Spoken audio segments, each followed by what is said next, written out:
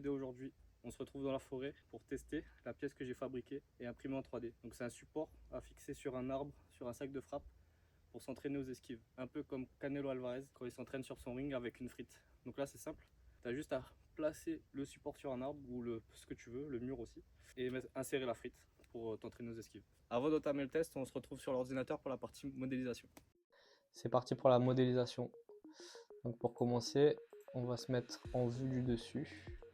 On va créer une esquisse et on va créer un rectangle de centre par le centre de 120 par 120.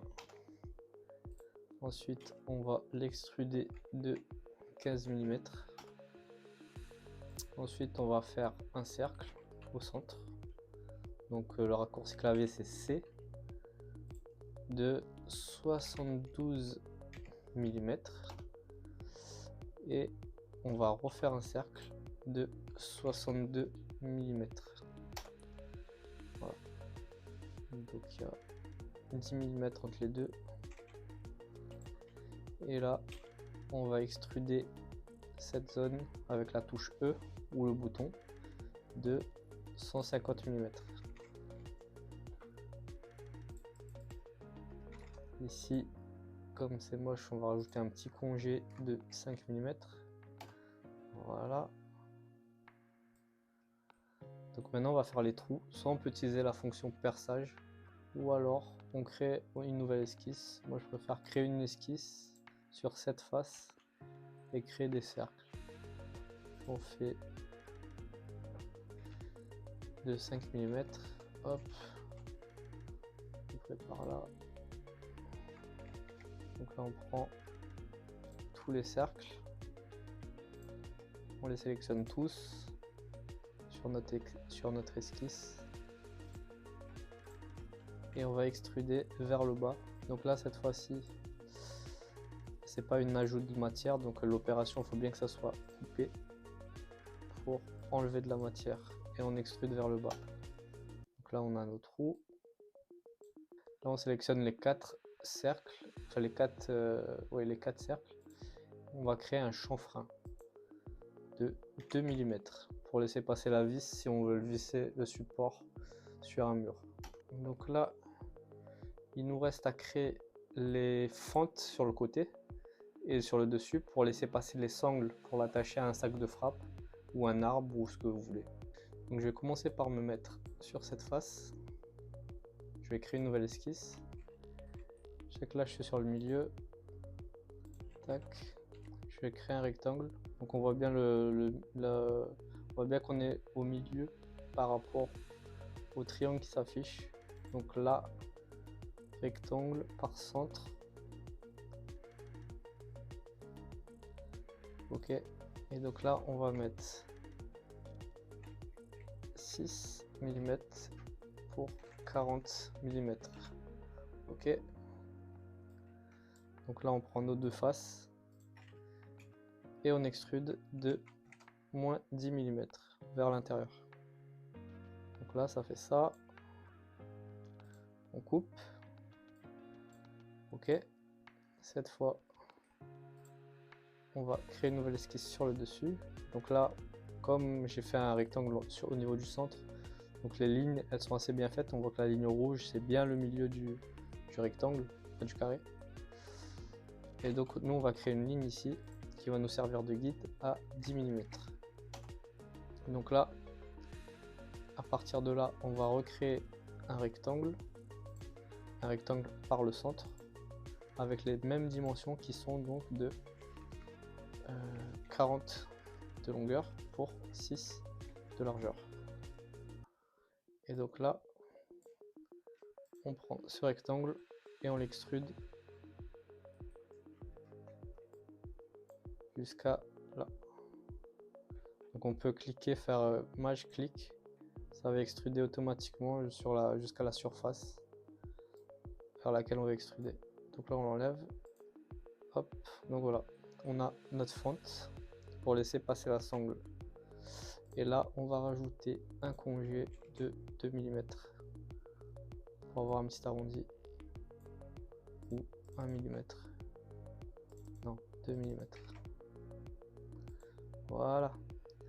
Donc là, l'idée c'est de le refaire de l'autre côté. C'est qu'on va pas tout refaire, c'est chiant.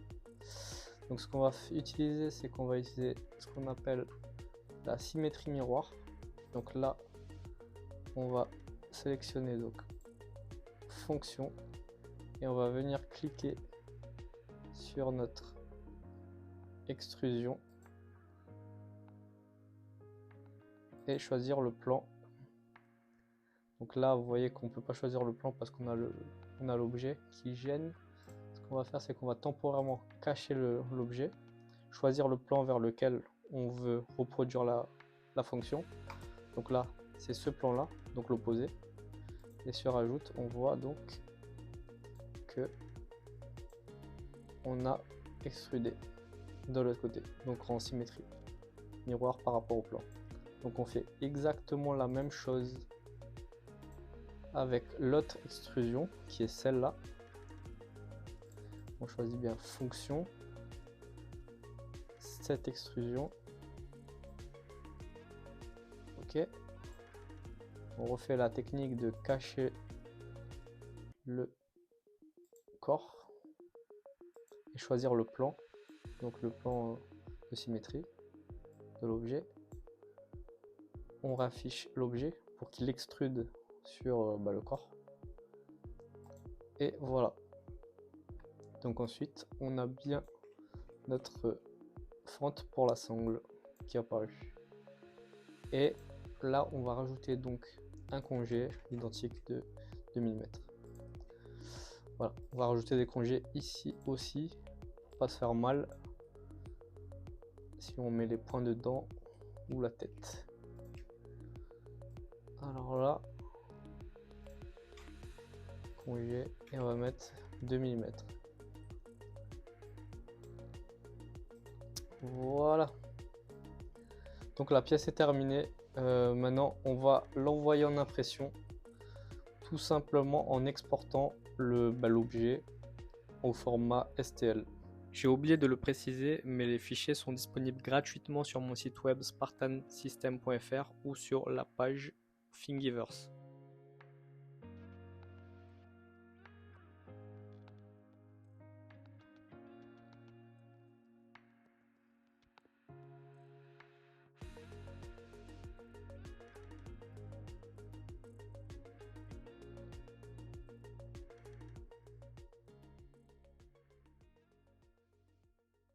Pour le montage, il suffit juste de le placer à peu près à hauteur d'épaule, mettre sur un sac et de l'attacher avec une sangle.